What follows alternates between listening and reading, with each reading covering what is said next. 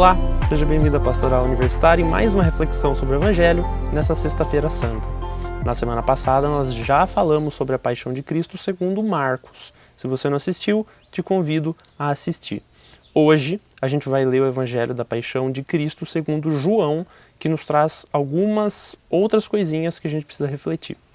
Se você já conhece a leitura, ela é uma leitura bem longa, então clica aqui embaixo e você vai direto para a reflexão. Se você não conhece, ou se você simplesmente quer ouvir e acompanhar a leitura comigo, continua aí.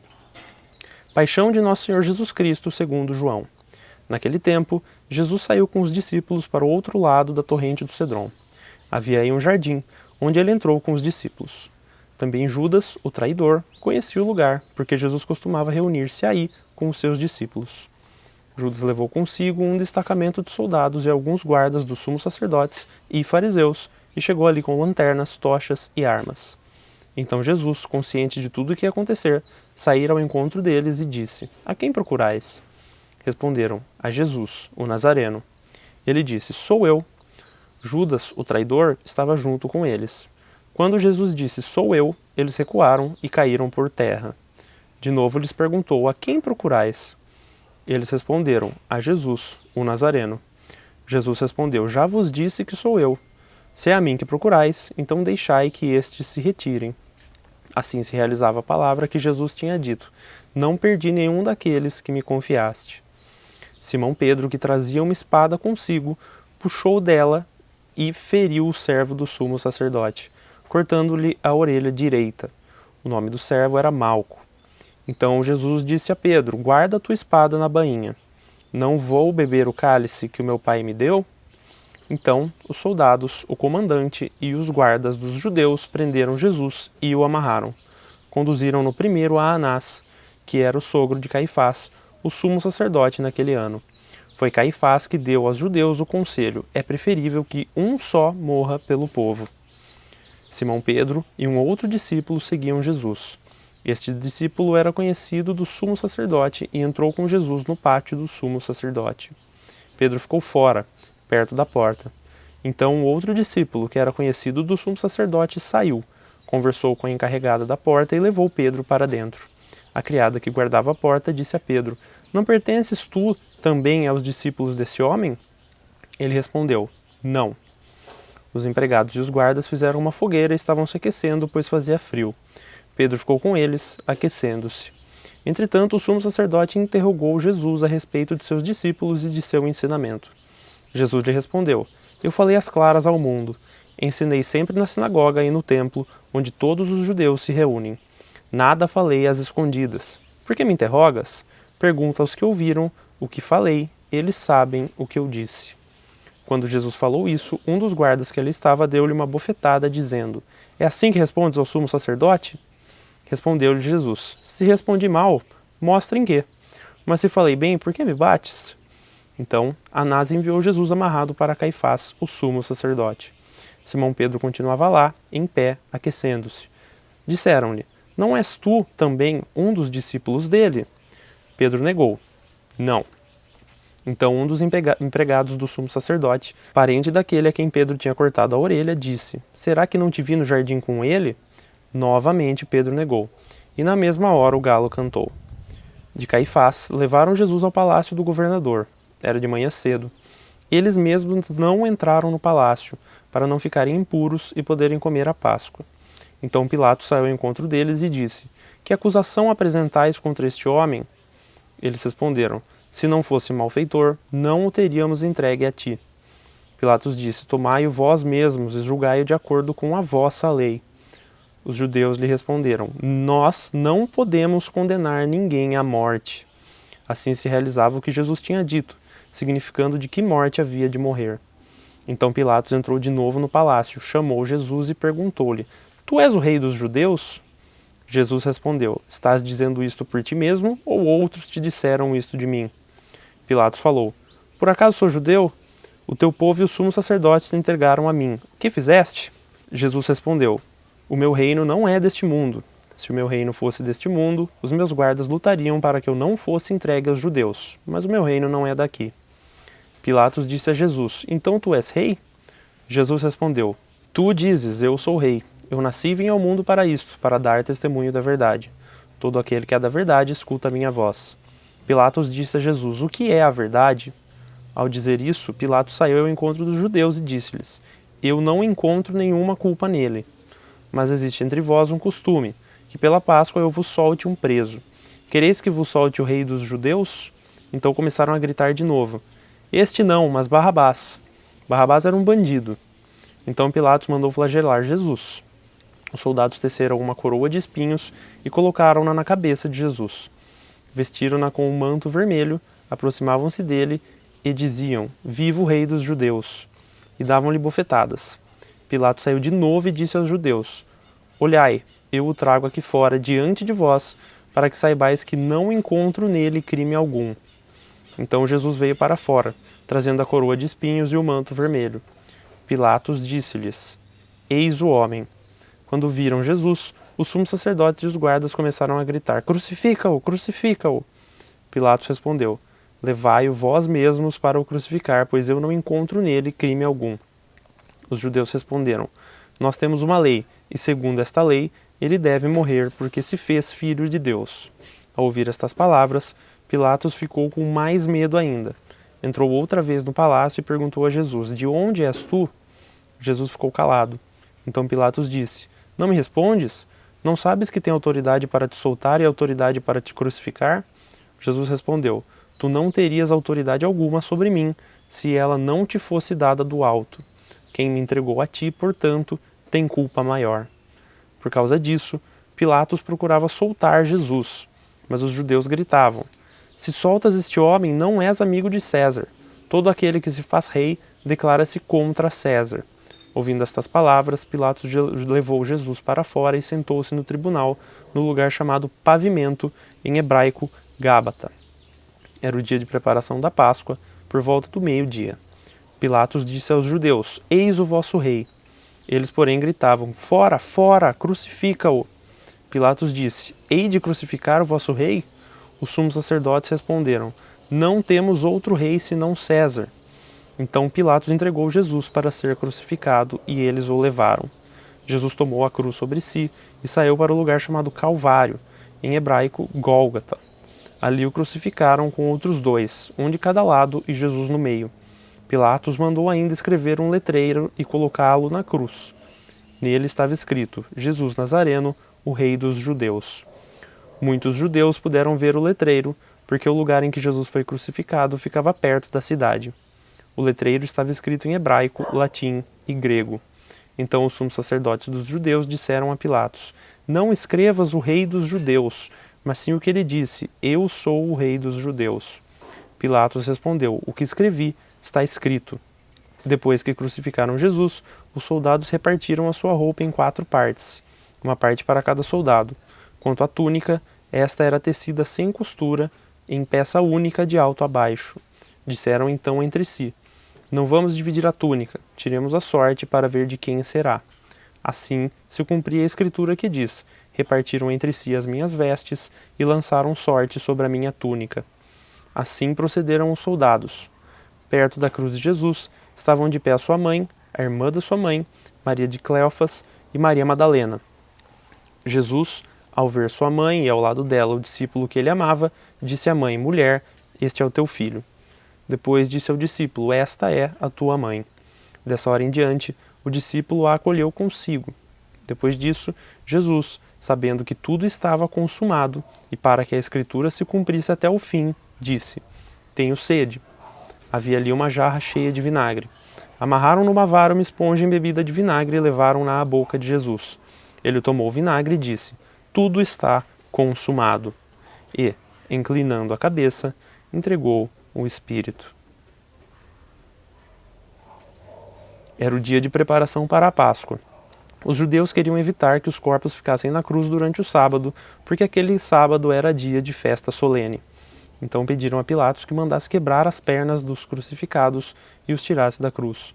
Os soldados foram e quebraram as pernas de um e depois do outro que foram crucificados com Jesus.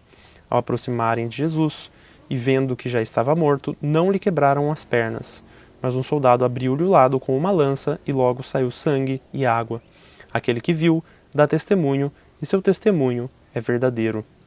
E ele sabe que fala a verdade, para que vós também a acrediteis. Isso aconteceu para que se cumprisse a escritura que diz: não quebrarão nenhum dos seus ossos.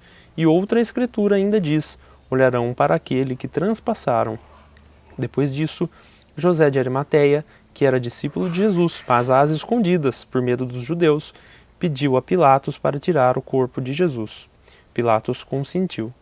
Então José veio tirar o corpo de Jesus. Chegou também Nicodemos, o mesmo que antes tinha ido a Jesus de noite. Trouxe uns 30 quilos de perfume feito de mirra e aloés. Então tomaram o corpo de Jesus e envolveram-no com os aromas em faixas de linho, como os judeus costumam sepultar. No lugar onde Jesus foi crucificado, havia um jardim, e no jardim um túmulo novo, onde ainda ninguém tinha sido sepultado. Por causa da preparação da Páscoa e como o túmulo estava perto, foi ali que colocaram Jesus. Pois bem, a gente vê aí Nicodemos, de quem nós falamos recentemente aqui na pastoral, e a gente vê também a paixão de nosso Senhor Jesus Cristo. Já comentamos sobre a paixão em si no nosso último vídeo, lá no domingo passado, e hoje eu queria trazer alguns pontos muito importantes que essa leitura traz que a outra não trazia. Além disso, hoje eu vou focar muito na morte, apenas na morte de Jesus. No domingo de Páscoa eu vou falar mais focado na ressurreição. Então, se você está vendo esse vídeo, assista esse e o próximo para você ter um entendimento mais completo do que aconteceu aqui. Primeiro de tudo, eu queria que a gente parasse para entender o que foi a morte de Cristo, a morte do homem, Jesus homem. A morte de Cristo foi um golpe, a morte de Cristo foi um crime. O que aconteceu ali? Se a gente lembra da paixão de Cristo segundo Marcos, que a gente falou na semana passada, a gente vê que tem um trecho ali que fala que os fariseus e sumos sacerdotes entregaram Jesus por inveja. Eu até frisei na leitura, dei uma entonação diferente na semana passada para frisar essa inveja. O que os fariseus e sumos sacerdotes tinham de Jesus era inveja, porque ele sabia muito, ele ensinava melhor do que eles, e os fariseus eram hipócritas. Eles se diziam muito bonzinhos, muitos servidores de Deus, mas na verdade estavam se preocupando em chegar primeiro, em serem poderosos, etc. e tal. Diante disso, os fariseus, os sumos sacerdotes, não podiam condenar Jesus à morte, porque ele não tinha feito nada que fosse condenável de morte. Jesus não tinha crime, como o próprio Pilatos percebeu. Inclusive, isso está dito nessa leitura aqui. A gente vê eles falando, ó, nós não podemos condenar ele à morte. E aí, qual que foi a estratégia que os judeus, sumos sacerdotes e fariseus encontraram? Foi falar para Pilatos que Jesus se dizia rei. E se Jesus se dizia rei, ele estaria indo contra o mandato, digamos assim, o reinado, não era bem um reinado porque ele era imperador, então estava indo contra o império de César. Porque não podia haver outro rei, não podia haver outro imperador que não César. Veja só que a morte de Jesus foi política, não foi religiosa. Os judeus só articularam tudo isso para quê? Para colocar Pilatos numa encurralada ali, que se ele soltasse Jesus, ele estava indo contra César, porque estava assumindo um outro rei, e se não soltasse, estava tudo bem e os judeus conseguiam o que eles queriam. Para isso, eles usaram de duas coisas. Primeiro, compraram a Judas, né? Judas se vendeu, foi lá, recebeu as 30 moedas para entregar a Jesus, e fizeram uma coisa que a gente vê muito hoje em dia acontecer, e que você tem que ficar muito esperto com isso. Eles usaram da manipulação. Lembra o que a gente comentou lá no Domingo de Ramos? Que tanto na entrada de Jesus em Jerusalém, quanto na própria crucificação, muito provavelmente existiam pessoas ali que mal sabiam quem ele era. No começo viram ele entrando pela cidade, acharam aquilo legal, né? Nossa, olha, todo mundo reconhecendo esse cara aí, ele deve ser grande, né? Vamos reconhecer também. E na crucificação, viram ele do lado de dois bandidos, talvez nem soubessem quem era Jesus, assumiram que ele era um bandido e ficaram lá xingando e fazendo tudo que vocês viram aqui. Então, os sumos sacerdotes armaram contra ele e moveram ali as peças para fazer com que a população estivesse a favor disso. Veja que o povo grita aqui, crucifica-o. Isso acontece muito nos dias de hoje também. Alguns poderosos, eu não estou falando nem só do Brasil, mas alguns poderosos que detêm informação, vão lá, soltam essa informação, muitas vezes informações falsas, as tais das fake news. Esse núcleo dissemina essa informação e alguns que ouvem isso e acreditam passam a agir de acordo com a vontade desses poderosos. Foi basicamente isso que aconteceu lá. Foi uma fake news, em que eles disseram para César, esse cara se diz rei, Jesus não se dizia rei, Jesus sempre disse que ele era o Filho de Deus, mas nunca rei mundano, porque não é para isso que Jesus veio. Veja só como essa questão da manipulação de uma situação pode acabar com as pessoas. Então tome cuidado para não ser parte disso. Como eu disse na última reflexão, fique atento às fontes, cuidado com o que você compartilha, principalmente se aquilo diz respeito à vida de outra pessoa. Você pode estar crucificando o próximo por compartilhar essas coisas que chegam para você por WhatsApp, etc. e tal, sem saber se de fato aquilo é verdade. Jesus não se dizia rei dos judeus e foi crucificado por se dizer rei dos judeus. Ele foi vítima, basicamente, de manipulação político-religiosa. E aí entro num outro ponto, não misture religião e política. Hoje em dia, essas coisas se embramam muito e parece que é tudo a mesma coisa por vezes, e não é. Cuidado com quem usa informação religiosa, discurso religioso em prol da política. Lembre-se do que Jesus falou, dai a Deus o que é de Deus, dai a César o que é de César.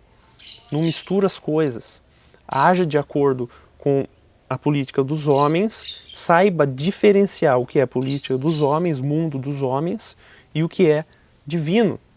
Aí foi um imbróglio em que os judeus queriam condenar Jesus por motivos religiosos e usaram da política para condená-lo. Isso é a morte de Jesus do ponto de vista humano. Existe também o ponto de vista divino. Vocês já se perguntaram por que Jesus morreu? A maioria dos católicos sabe disso, mas para quem não sabe, veja só, na época dos judeus, a religião era muito voltada no sacrifício. Ou seja, a pessoa cometeu algum pecado, ela pegava, por exemplo, um animal, levava a um altar, oferecia aquele animal em sacrifício, ou seja, depositava os seus pecados naquele corpo animal e queimava aquele animal. Então, aquela fumaça que saía era como se fosse o pecado indo embora. Qual que é o problema? Ali existia alguém fazendo a oferta e algo sendo ofertado. Então, ou a pessoa ou um sumo sacerdote ia lá, fazia conduzia, né, esse sacrifício, e o que estava sendo sacrificado era um bicho. Isso não apagava de fato os pecados, como acontece hoje em dia com a nossa confissão. Então Jesus vem para ser sacerdote e oferenda.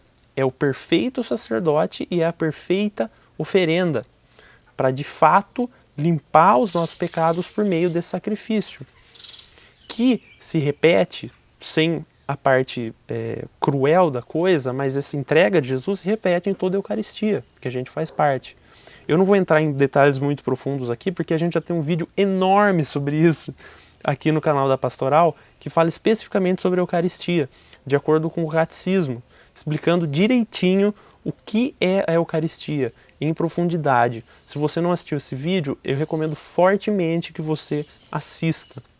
Para participar da Eucaristia, é importantíssimo que você entenda aquilo ali, principalmente do ponto de vista espiritual, para você viver bem, para você realmente participar da Eucaristia, para não ser um gesto vazio, entende? Importantíssimo, assista.